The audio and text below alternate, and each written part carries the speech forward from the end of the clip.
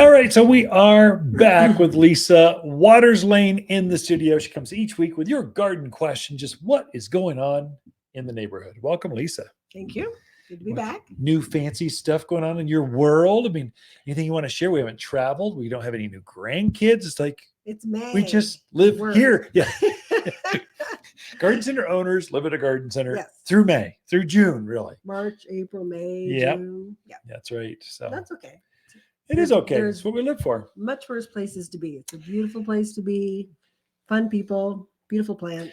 Gardeners are the best, aren't they? So I've done a Yeah. lot of retail. So my first job out of high school was Sears, and Sears was great. Then it was Kmart. It was a little less great. And then it was some Zales. I sold jewelry, which was, it's selling diamonds. That can be, it's an education thing. I think it set us up for garden classes because gardening and diamonds kind of have that, which one is it? What's color? What's the quality? What do I do? How do I grow a peony or a rose? Or it's sort of similar. And so done a lot of retail, but gardeners, they have the best attitude. It's a therapy session. They want to be here. Even if they don't buy anything, they're having a good time. So just kind of just almost like Disneyland for plant lovers. So Definitely. So garden questions. Yeah. What do we got? So we do have some questions. There's stuff going on out there in the garden. So Larry Cincino, the leaves on his peach tree are all curling, looking funky, kind of icky, sticky. Wants to know what it is. How do you treat it? Help him. So Larry, I'm sure did not use the word icky sticky. I did. So that's interpretation of the question. So Larry, come on. That's good. I like the question. So you're not the only one. So Larry, it's the entire county is now being overrun by two things, aphids and thrip. And the way you'll check it, and just take your phone out with you, just take it without the power on, black screen, tap the foliage, and you'll be amazed at all the icky, sticky things that are crawling on the screen. It's grotesque. And so those plants are covered. They're being eaten alive with aphids and thrip. Thrip is another name for them is no-see-ums. So you'll never see them because they're so tiny unless you put them on your phone. And then I'll see if you see the dust jumping around, literally they'll jump. Aphids crawl, thrip kind of jump. And so they're eating your plants. You should spray them with indoor-outdoor spray. I got a special juice that kind of obliterates them. The secret with them, though, is they're underneath the foliage. And so they start eating the foliage, and the foliage curls, and then it protects them. It's a strategy they use to keep birds off of them. So they're trying to eat the leaves quickly.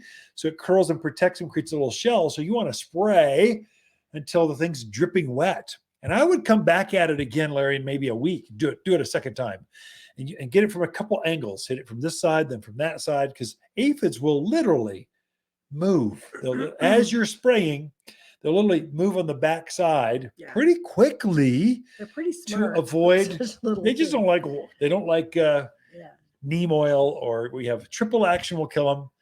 I would say if you're out in the valley areas for Larry, though, that Chino Valley area is the grasshoppers have just hatched, and it's like everything is attacking at the same time.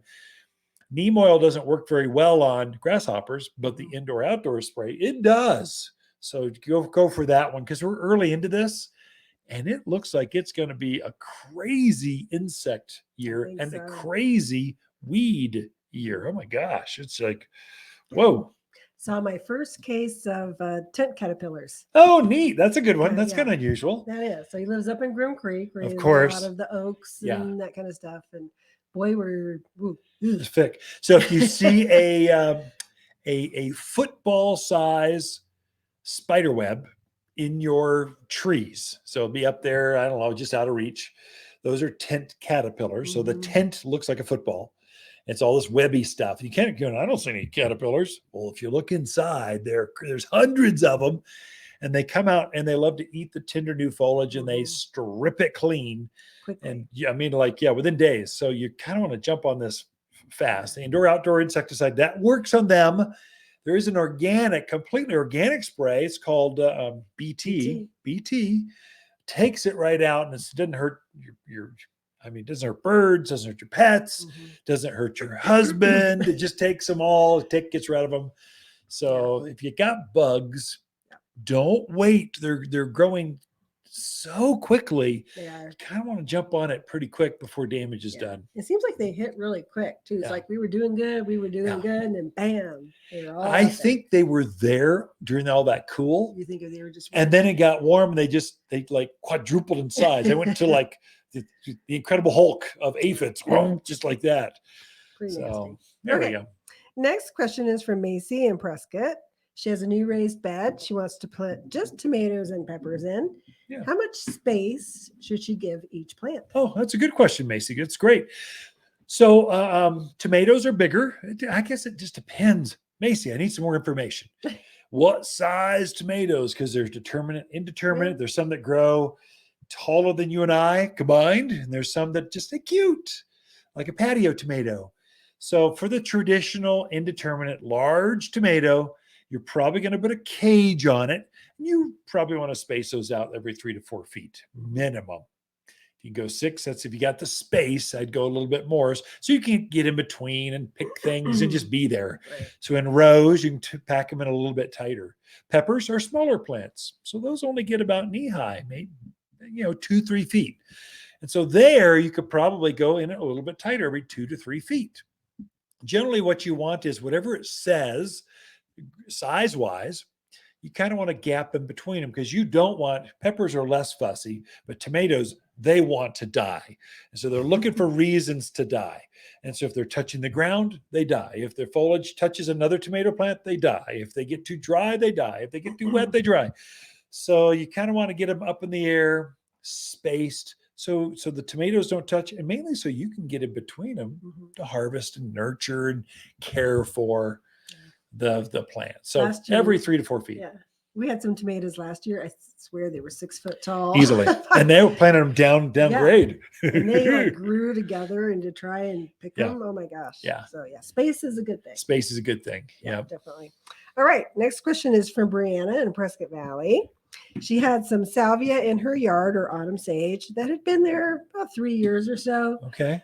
So they're not really coming back strong this year. They're very woody. They look brown and ugly with a few leaves at the base. Yeah. She wants to know, is there any hope for them? Yeah. Will they come back, or just get them out of there? Yeah. So winter was hard on certain things. So salvias, the Greggii, the autumn sage specifically, it was really hard on them. And so and what it was, those are very drought hardy plants, but they go dormant. And so they're hibernating underground, or they just kind of rest. And then we had a couple, 2, 3, 4, 5 of these really heavy, wet snows. And as it melted, the roots literally rotted. Or we had several folks, the snow was so heavy, it broke them up. And so it got them to lay down. So you might have to cut them back. The secret was they're woody. Once things like salvia, junipers, roses can get quite woody after 5-7 years. What else is like lavender can be woody. Rosemary, honeysuckle, these can all be real woody. If it gets too woody, we cut them back as they get a little woody. If they've just let them go, sometimes you just have to start over. Especially plants have an age where they look really good. I mean, just going, whoa, that's beautiful. I can't believe how pretty that is. And then they have an age where they're kind of like middle-aged, and then they're like 80, and then they're like 180, and they start to lose their luster, and they just don't bloom like they used to. They don't have leaves like they used to. They're thinner than they used to. They're real crusty and brittle. I think that Russian sage, autumn sage, anything with a sage in the name, probably should be replaced every 5 to 7 years anyway, because they just get too overgrown. They lose that vitality. So, I'm giving you permission. What was her name again? Bree. I give you permission to dig that thing up and put a new one in. If you don't want to do that, cut it way back, get rid of that woody stuff, fertilize it with the all-purpose plant food, and then you'll know if it's going to come back by June 1. I mean, we're talking short order.